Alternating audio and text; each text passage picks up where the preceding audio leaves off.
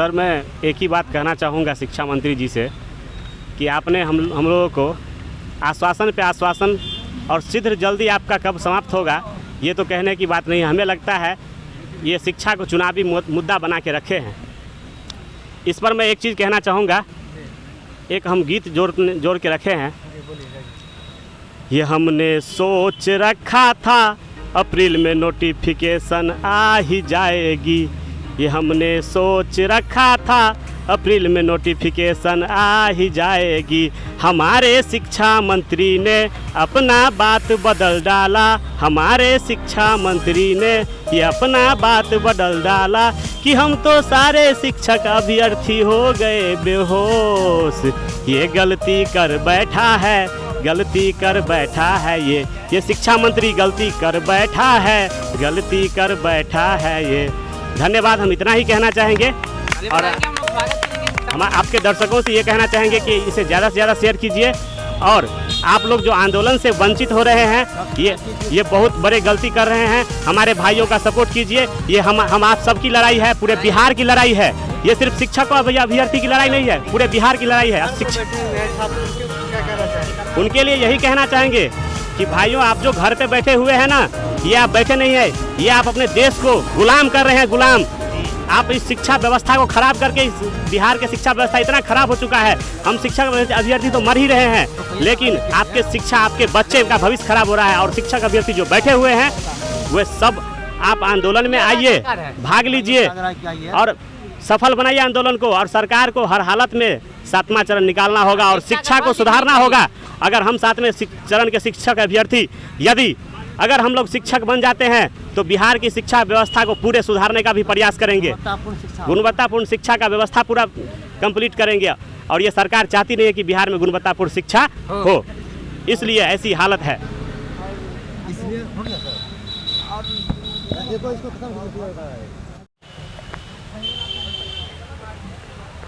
जी नमस्कार, आप देख रहे हैं न्यूज़ 22 टुडे और इस वक्त हमें गर्दनीबाग लगातार संघर्ष जारी है और आज धरना का 10वां दिन है, लेकिन सरकार की तरफ से कोई भी अभी तक अधिकारी नहीं आए हैं। आप समझ सकते हैं कि इस भीषण गर्मी में भी छात्रों का जोश और जुनून कम नहीं हुआ है।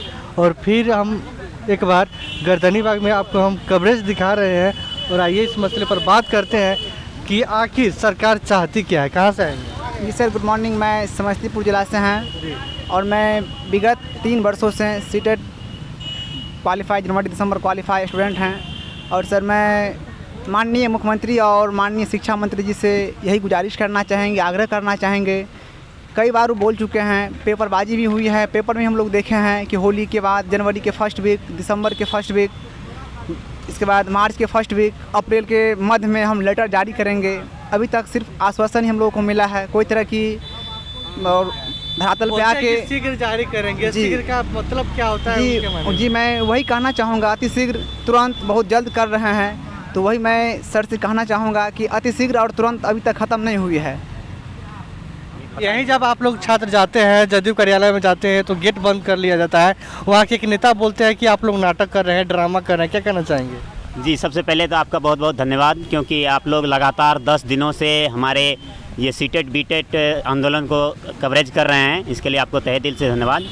और मैं ये निरंकुश सरकार के बारे में ये कहना चाहूँगी कि ये पूरी तरह से तानाशाह हो गई है, इसलिए हमारी बातों को या हमारी मांगों को ये नहीं मान रहे हैं या नहीं उसको सुना जा रहा है। उसको दिख नहीं रहा है कि किस तरह से ये चिलचिलाती धूप में हमारे अभ्यर्थी, जिनको स्कूल में होने चाहिए, जिनको अपने बिहार का भविष्य बनाना चाहिए, फ्यूचर मेकर हैं हम लोग, उसको अभी रोड पे लाके ये छोड़ दिए हैं। तो ये पूरी तरह से जिम्मेदार है बिहार सरकार और हमारे बिहार के जो शिक्षा मंत्री हैं श्री विजय कुमार चौधरी जी, उसको ये जवाब देनी चाहिए कि ये क्यों हमारे बिहार में ऐसा हाल हो गया है।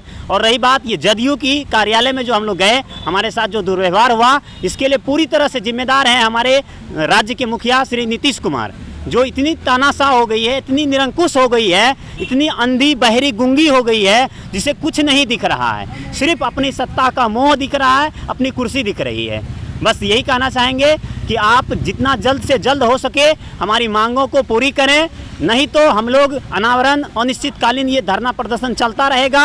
और इनके लिए हम लोगों को जो करना होगा हम लोग वो सब करने के लिए तैयार हैं। अब आत्मदाह की बात अगर आएगी तो हम लोग आत्मदाह भी करेंगे आपके सामने, आपके कार्यालय के आगे, चाहे वो विजय कुमार चौधरी के आवास के आगे हो या मुख्यमंत्री के नीतीश कुमार के आवास के आगे हो। हम लोग आत्मदाह के अलावा और कुछ नहीं बच रहा है। क्या होगा, सब चीज़ कर लिया गया है, कैंडल मार्च भी निकाल लिए, हवन भी कर लिए, अब क्या कीजिएगा आगे? सर आज तो हम लोग का फैसला है कि नुक्कड़ नाटक का प्रोग्राम किया जाए, जिससे सरकार को ये लगे कि आज और बहुत सारे टीचर जो भी हैं, शिक्षा मंत्री को पढ़ाया जाएगा, कि वो दिखाया जाएगा कि हमारे शिक्षक में जो सीटेड बीटेड क्वालिफाइड टीचर है उसको लगे कि हाँ इस टीचर को क्वालिटी है। जो आज सरकार रोड पे जो छोड़ दी गई है, इसलिए आज शिक्षा मंत्री के तौर पे उनको पढ़ाया जाएगा। उनको लगेगा कि हमारे बीटेड सीटर जो भी अभी अभ्यर्थी हैं उनमें क्वालिटी है। पढ़ लेंगे आज पढ़ाई पढ़ लेंगे आज शिक्षा मंत्री। हाँ पढ़ाई उनको पढ़ाना है, आज उनको सबक सिखाना है। हम लोग खुली पाठशाला रोड पे बच्चों को पढ़ाएंगे, ठीक है, तो उनको मतलब आवाज़ उठाएंगे कि आखिर वो क्या चाह रहे हैं। ठीक है, क्या करना चाहते हैं आप?